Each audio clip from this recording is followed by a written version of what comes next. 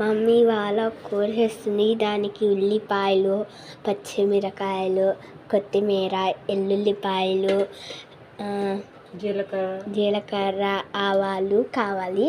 అలాగే బంగాళదుంప కూర ఇది, అందుకే బంగాళదుంప ఫ్రై కాబట్టి అవి నానబెట్టుకుంది.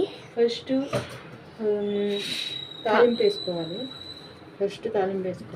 జీలకర్ర వేస్తున్నాను. ఫస్ట్ పైన చూపించు. జీలకర్ర వేస్తున్నాను.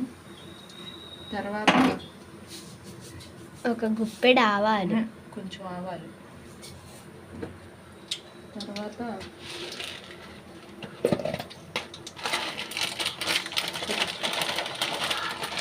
అదే చూపించు. అలాగే ఈ పచ్చెనగపప్పు.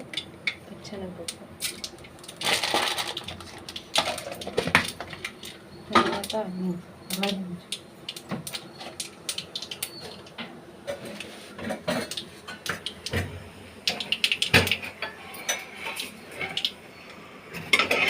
బాగా మిక్స్ చేసుకోవాలి. చూపించు. మినప్పప్పు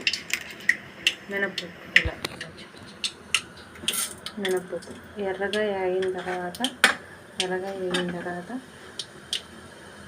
వేగనివ్వాలి. వాటిని కొంచెం దూరంగా మీద పడుతుంది. ఎల్లుల్లిపాయలు వేసాను. ఎల్లుల్లిపాయలు వేసుకోవాలి. తర్వాత పచ్చిమిరకాయలు కదా, ఇందాక కోసం కదా, అవి వేసుకోవాలి. పచ్చిమిరకాయలు వేసాను. తర్వాత ఉల్లిపాయలు ఒక ఉల్లిపాయ వేసుకుని ఉల్లిపాయ మొత్తం వేసుకోవాలి.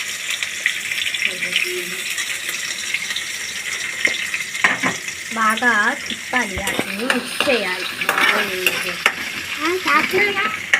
మిక్స్ చేయాలి.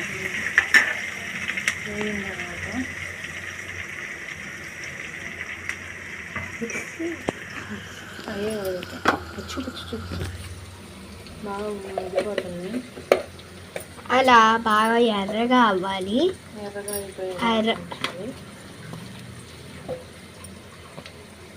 తర్వాత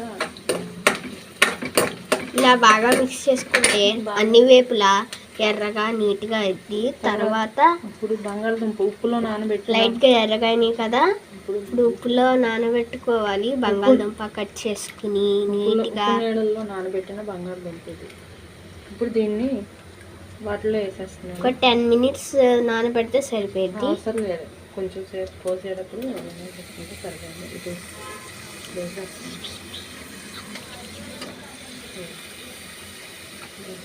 చూపించు. అందరూ అది చూపించు.